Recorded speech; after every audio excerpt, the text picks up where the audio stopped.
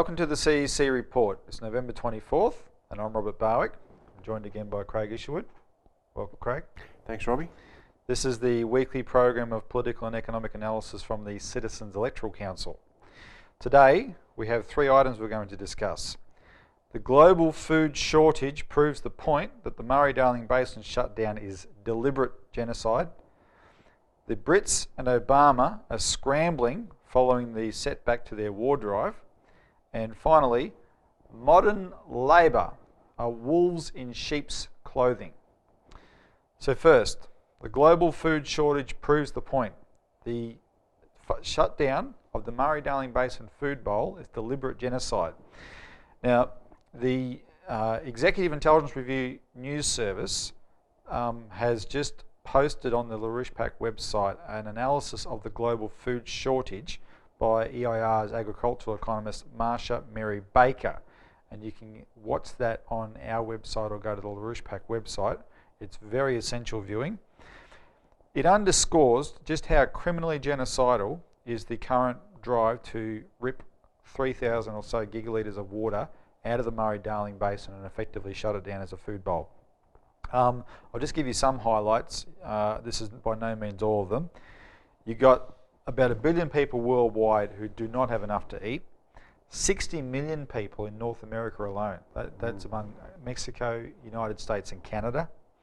The United States, which is a production powerhouse when it comes to food, it's a major exporter of surplus grain, for example.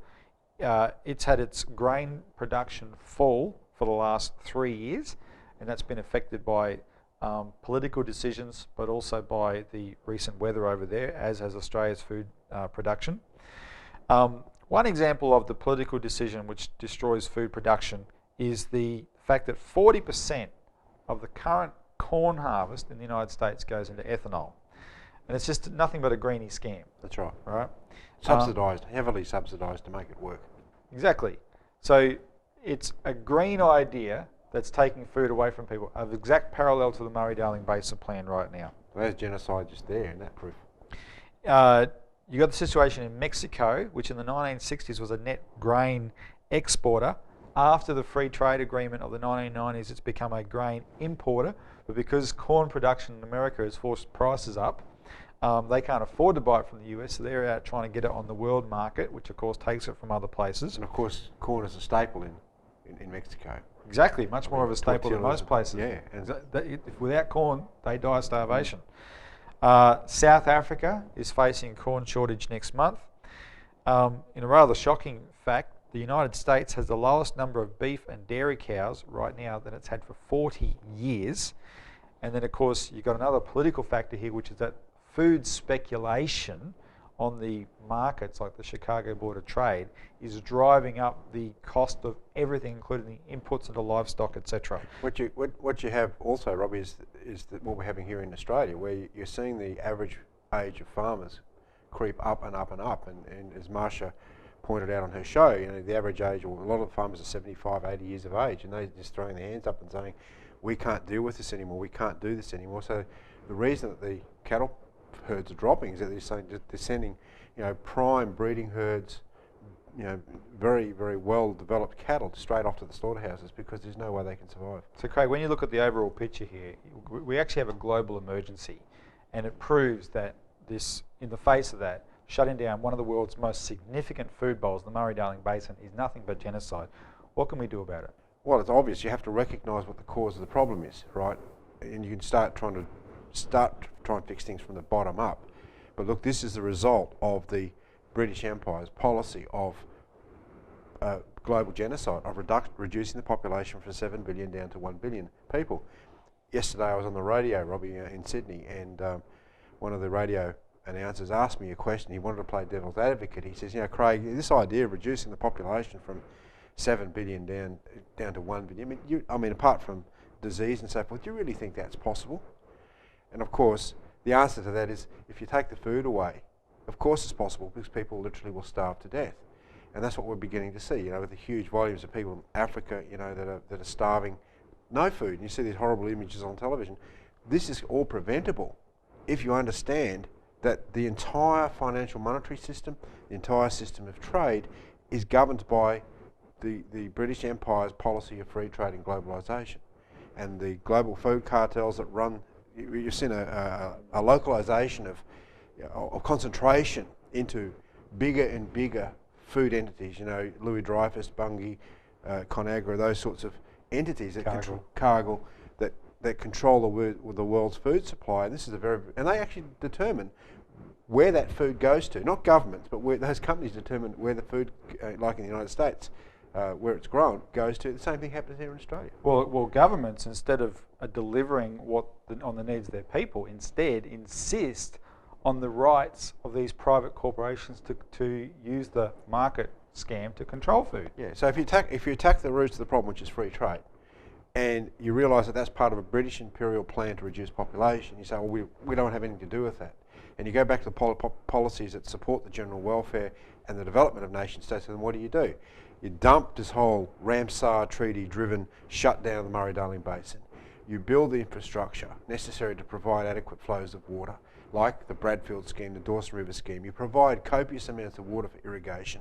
You then support agriculture so that you actually have a program of tripling, not just doubling agricultural production here in Australia, but tripling. And that then will map out for you a very clear program of how you do that, how you've got to support the young people to get on the properties, how you've got to provide better education, how you have to have your own nationalised fertiliser industry so you're not dealing with cartel control of fertiliser, how you have to bring back marketing boards that are controlled by the growers, that know their interests intimately, instead of having these large multinational corporations run things where the farmers have to be on the computer during the day to figure out when they sell their grain. I mean, there's very clear policy directions that can be taken if you have the intention of expanding food production. But right now, we're in the grip of this hideous British Empire's free trade policy, and it's going to kill people, like it's already killing people now. Well, the historical example of it, of course, is that in Ireland, in the Great Famine in 1845 to 1849, the population dropped from 8 million people down to 5 million people in 5 years, basically.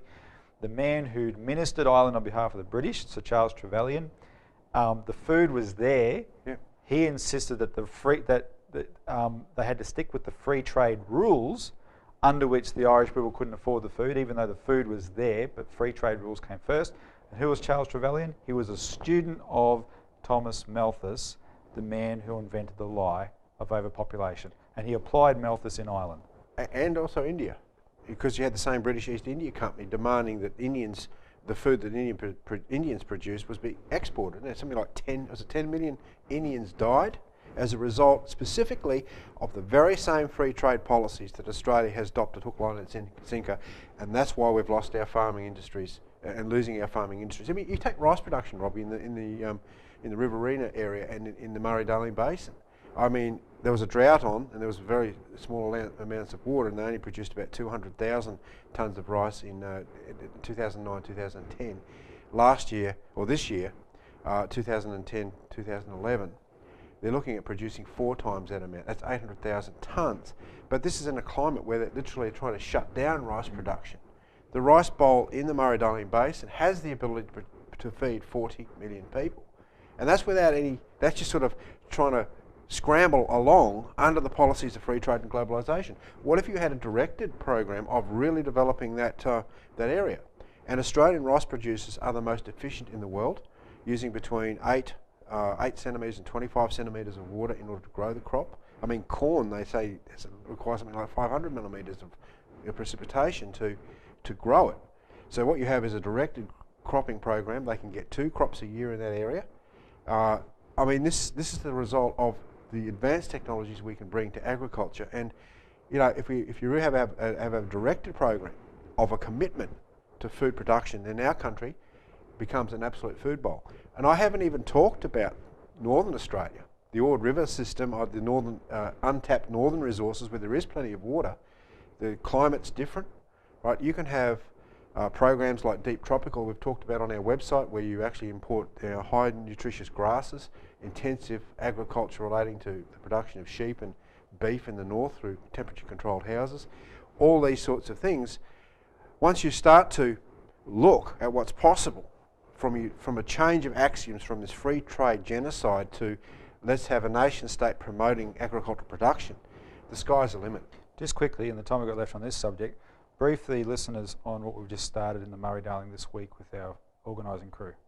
Well, the Griffith area is going to suffer enormous cutbacks in water supply, and this is a prime agricultural area. So our political organisation, the Citizens Electoral Council, has a team of people up there going into the local businesses, going onto the street, literally giving people the solution, which is to dump the Queen. This is the Queen. This is the Queen promoting, this is the British Crown, the Queen promoting genocide. If they recognise that, they're not going to compromise with the rubbish they're being fed. No, because that is what's actually going on, and we go through it in our last paper, in chapter and verse. We go through the history, its original work, of how the green movement, that the World Wildlife Fund and the Australian Conservation Foundation was established by Prince Philip personally, and how this was the conduit behind which the Ramsar Treaty has been used by the Australian government and the Greenies to shut down agricultural production in this country.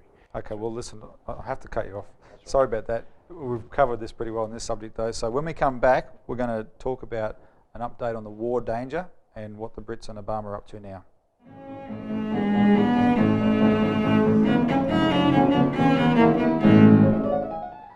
Welcome back to the CEC Report. So the second thing on our agenda, the Brits and Obama are scrambling following the setback to their war drive. This is an update on what we've talked about for the last couple of weeks, where there's been as LaRouche warned at the start of November, there's been an all-out drive by the British, very similar to the way they launched World War I, to create World War III with an attack on Iran and Syria that will provoke a global showdown with Russia and China. Why? Because LaRouche says that the British will not stand by while the transatlantic system collapses and the Asian system continues to function. Which is happening at an increasingly rapid rate. Exactly. So it all has hinged so far on the International Atomic Energy Agency's report in Iran from mid-November, which came out basically saying that Iran is on a full-blown drive for nuclear weapons. As we said at the time, the content in that report that makes those claims about Iran are not the IAEA's own findings. They have been planted in the report by IAEA members. They're sexing up reports again, Robbie. Exactly. And speaking of sexing up, let me come back to that because we're going to talk about a man named Kelly. Yeah, right. Britain, America, France and Israel are members of the IAEA. They get to put things in the report because they're members, and that's accepted as the IAEA's findings. They're not. So, a former IAEA inspector named Robert Kelly, and I hope his life isn't at risk because his name's Kelly, he has come out and exposed that these claims that have been planted by these member nations of the IAEA are lies, and he's a guy who's been spending his time in Iraq with a mess created there by the first WMD lies claim. Wasn't that Dr. David Kelly? It was David Kelly who committed suicide. Well, no, they say he committed suicide. Yeah. Well, we got... It was David Kelly that Tony Blair killed right. in Britain. Yep. And so this is another Kelly who's, again, saying this is sexed up and a lie. One of the claims in the report is that they name a Russian scientist who helped Iran set up its nuclear program. This Russian scientist has just come out proving that that's a total lie. LaRouche made a very important point on the weekend that the war drive has suffered a temporary setback because of these factors, and because as a consequence there's been enormous resistance built up in the United States. So faced with that, Obama and the Brits have escalated. Britain, like the end of last week, hit Iran with sanctions. On Monday this week, Obama followed suit. Sanctions are themselves an act of war. It provoked the Russian Foreign Ministry and a guy named Alexander Lukashevich to warn on November 22nd that the sanctions on Iran are unacceptable, and he just made the practical point that they're totally counterproductive to any kind of resolution. And it sort of exposes that the people pushing it aren't interested in a resolution. The last thing they want is Iran to come out tomorrow and prove they don't have nuclear weapons, because they want a war. And this is how bad it gets. Remember with Obama, when Americans voted for him, they thought they were voting for an anti-Bush, the opposite of Bush, and especially the opposite of someone on Bush's war drive. Tom Donilon, who is Obama's national security advisor, this week gave a speech which ranks, or probably even outdoes, anything of the chest beating that we used to get from Rumsfeld and Cheney, where he has boasted how much Obama has done to crush Iran and emphatically reiterated that Obama is willing to go the whole length to an attack on Iran if it comes to that. I just point out, Robbie, there's a report just recently of the fact that, and people might have heard this, that NATO is intending to deploy ballistic missiles in Poland and some of the other former Russian countries. Now, what they say is, oh, no, these aren't pointed at Russia, these are pointed at Iran. I mean, what a lie. So Russia's come back and saying, oh, we're going to deploy ballistic missiles on our border. So you can get a sense of the tensions that are building up pretty quickly here. And this is not about Iran, being a nuclear threat, but it's about attacking Russia and China, as we said before. Exactly. And if you don't believe that, look what Obama did to Australia last week. Anyway, I just want to make one point, another little fact here.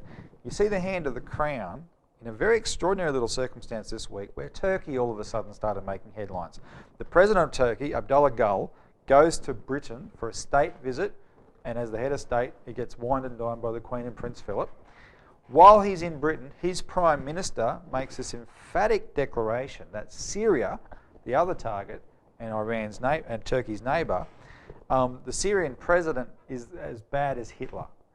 So, Craig, and like I said, referenced, we got this big time from Obama when he was in Australia last week, setting up the Marines base up there, and everyone knows this is targeted at China. For Australians who are looking at this and seeing the repeat of the Iraq War build-up, etc., which we were told was inevitable, LaRouche always insisted it wasn't, but people tend to believe this.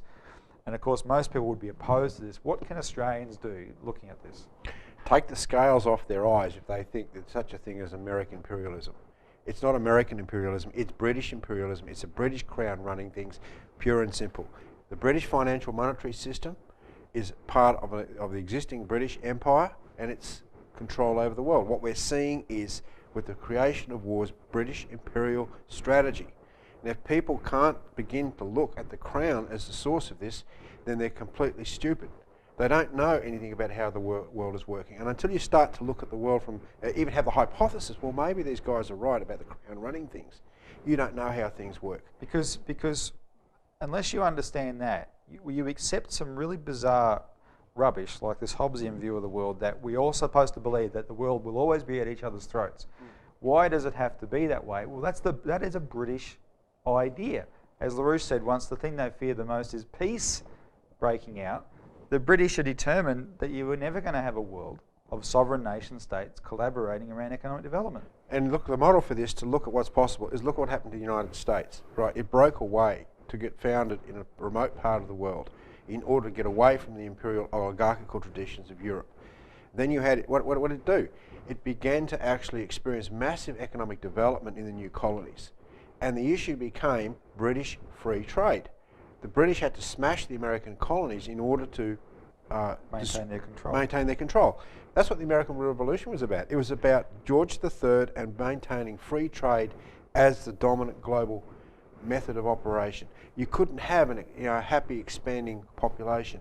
And every time you look at the United States, the Civil War was where the British backed the Confederacy. The issue again was imposing this free trade dogma, this globalization dogma. When they broke free of that under Lincoln's leadership, you had a massive expansion under the American system of political economy of optimism, of population at that time, and of course wealth. So the bottom line for people is reject the British system and they might start avoiding wars. That is the only way you can actually defeat this problem.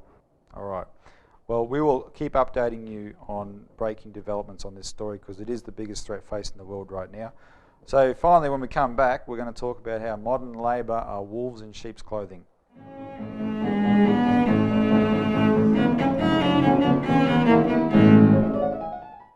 Welcome back to the CEC Report. So finally, let's talk about how modern labour are wolves in sheep's clothing. Craig, when we put out press releases, because Julia Gillard is the Prime Minister of the day and Labor's in government, we're often going after the Labor government.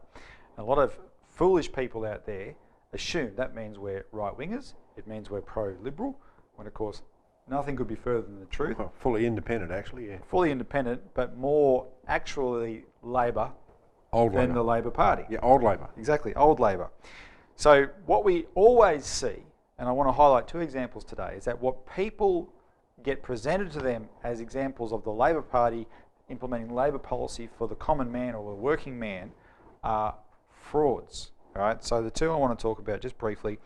This week, Julia Gillard's mining tax passed the House of Representatives.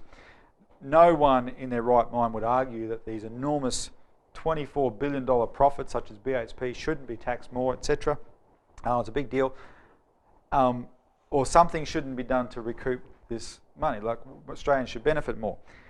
However, the small independent miners are screaming, and I think their screaming is justified. It's understandable. They're making the point that what's been passed is something that was a private deal between Gillard and the three biggest miners, and not only are they the biggest, they are the representatives of the Anglo-Dutch raw materials cartel that dominate the world. Which means that these larger cartels now have the opportunity of picking off all the small miners. No, absolutely, and the small miners I'm sure know that. So you're talking about Rio Tinto, BHP and Xstrata. Apparently, when Gillard met these miners to discuss a tax that the Australian Treasury designed, the Treasury officials were asked to leave the room. So it was only their mining bosses and Gillard as the Prime Minister there. Right? This was a political deal between them. I just want to ask you quickly, if Gillard and Labor were really serious about maximising the benefits of the mining boom for Australians, what would they do instead? Well, what we propose is nationalising the entire mining industry and going back to Gough Whitlam's policy of buying back the farm. Remember, that was an operational policy which actually saw him thrown out of the Prime Ministership by the Queen personally. The owner of Rio Tinto. The owner of Rio Tinto, the largest institutional investor in Rio Tinto, in fact, because he actually proposed this idea of, when the mining industry was really quite underdeveloped, of taking control of our Australian resources and bringing the wealth back in for all Australians. And this was at a time when they fought really hard to get a lot of value adding in Australia. That's right. Factories set up here to process our minerals. So you have to overthrow this whole idea of Fabian socialism, which is why we're using this question of wolf in sheep's clothing. That's their actual logo, whereby actually these people aren't Labor. They're masquerading as Labor, but they don't represent Labor ideals at all. If they nationalised the industry and made more onshore processing in Australia, more Australians would benefit from the mining boom than any possible tax they could impose.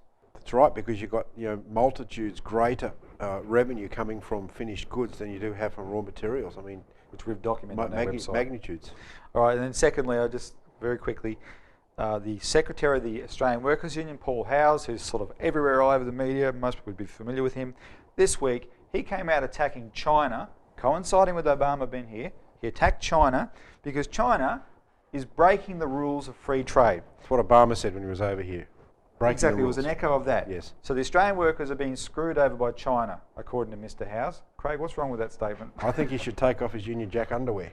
Oh. Right, and Gillard should throw away her Union Jack bra. I mean, because this is British imperial free trade policy. This is the British Crown. This is British imperialism. Again, any discussion about free trade means smashing sovereign nation states. What are the rules of free trade anyway? Well, basically, the control has to be done through the City of London or Wall Street, same thing. Not sovereign nations. Not sovereign nations. You have a central banking system, not national banking, and you don't have fair trade whereby you have tariffs and controls over your production. You basically have free trade, which means third parties like bankers and these oligarchs control where the wealth goes. So if they were serious, they would be attacking free trade, not China? That's right. All right, we've run out of time. Thanks for tuning into this week's CEC Report. Tune in again next week for more developments.